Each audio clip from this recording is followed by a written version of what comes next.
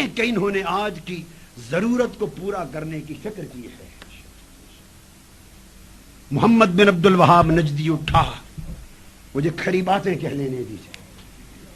محمد بن عبد الوہاب نجدی نے سرزمین عرب میں اسلام کی کوئی خدمت نہیں کی، قرآن کی کوئی خدمت نہیں کی، سنت کی کوئی خدمت نہیں کی، آقا کی شریعت کی کوئی خدمت نہیں کی۔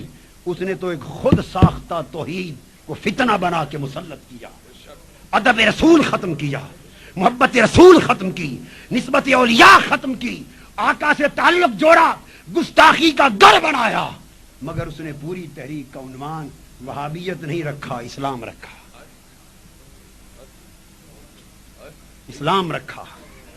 اس نے جب زبان کھولی اس نے صرف قرآن و سنت کی بات کی، قرآن و سنت کی بات کی، اور اس کے علاوہ جو کچھ اس کو بدعت کہا، اس لیے کہ اس دور میں، اس نسل میں اسلام کہہ کر آپ بات کہنا چاہیں تو لوگ سننے کے لیے آتے ہیں، قرآن اور سنت کی بات کہنا چاہیں لوگ سمجھنے کے لیے آتے ہیں، اور اگر آپ اسے چھوڑ کر انہیں اس نوجوان نسل کو امام سیوطی کی بات کہیں، وہ کہتا ہے میں تو جانتا ہی نہیں۔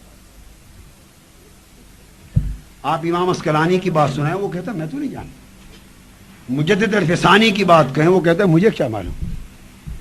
غوث پاک اور حضور داتا گنج بخش کا حوالہ دیں، وہ کہتا ہے یہ چھوڑیے یہ باتیں، یہ تو بزرگ ہوئے، احترام کرتا ہوں، مگر مجھے تو قرآن اور سنت کی بات کرو۔ آج کا دور اسلام کی دعوت کے لیے فقط قرآن و سنت مانگتا ہے، اور ہم قرآن و سنت کو چھوڑ کر بہت نیچے اتر چکے ہیں۔ ہماری بات کا مبلغ علم وہ جتنی ترقی کر جائے وہ پھر بھی نیچے رہتا ہے، نہ قرآن تک پہنچتا ہے نہ سنت تک پہنچتا ہے۔ وہ لوگ جن کا کیس کمزور تھا وہ اچھی وکالت کر کے بازی لے گئے،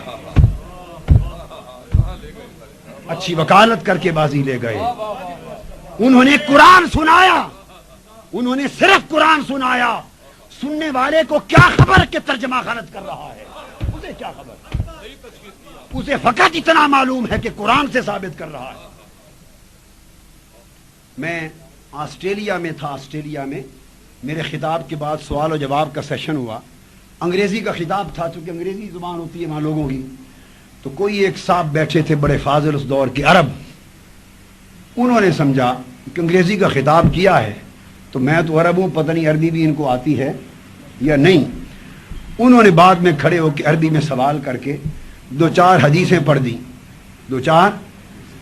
پڑھ دی اور کہا وہ میلاد النبی کا کسی نے سوال کیا تھا اور حیات النبی کا، اور حدیثیں پڑھ کے تو اس کے بعد کہنے لگے ان سے ثابت ہو گیا کہ نہ میلاد جائز ہے نہ حیات جائز۔ میں نے پکڑ لیا اس کو، وہ اس علاقے کا بہت بڑا معتبر آدمی تھا، ایک علمی سند تھا۔ میں نے اسے کہا کہ سند صاحب پہلے تو تمہاری سند کا حشر کرتا ہوں، تم نے جتنی آیتیں اور حدیثیں پڑھی ان میں سے ایک کا تعلق بھی نہ موضوع میلاد سے ہے نہ موضوع حیات النبی سے۔ تم اس قوم کو دھوکہ دے رہے ہو، اس لیے کہ ان کو عربی نہیں آتی اور تم عربی پڑھ کے صرف اس کے بعد من گھڑت بات کہہ کے بتانا چاہتے ہو کہ میں اس کو قرآن و سنت سے ثابت کر رہا ہوں۔ اتنا بڑا دھوکہ، تم اپنی قبر کو دوزخ کی آگ سے بھر رہے ہو۔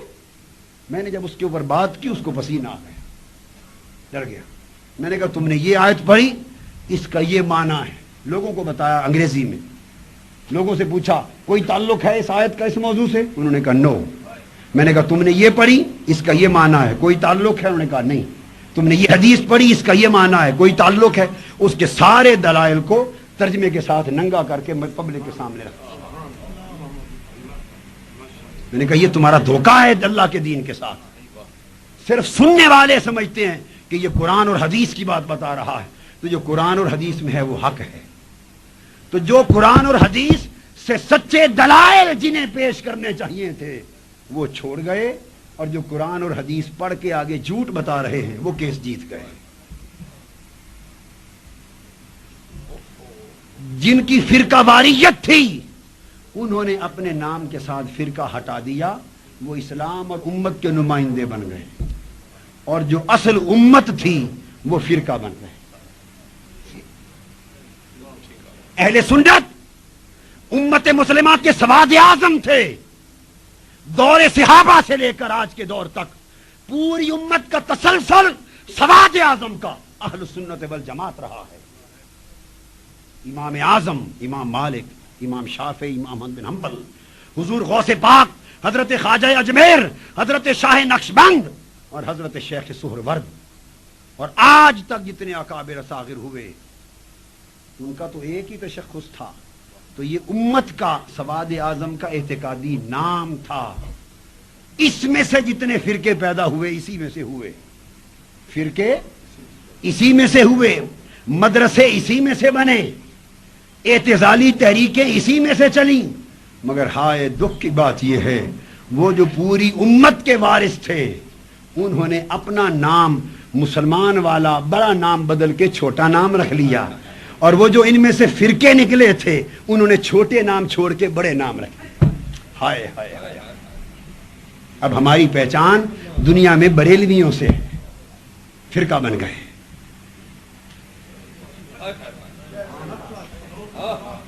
وہ پوری دنیا میں کوئی نہیں کہے گا کہ میں فلاں ہوں، وہ کہیں گے ہم مسلمان. نوجوان جب آج کا سنتا ہے یورپ میں، امریکہ میں، عرب و عجم میں، تو ان کی زبان سے بات فرقہ واریت کی سنتا ہے. عنوان دیتا ہے رد شرک کا، مضمون ہوتا ہے گستاخی رسول کا.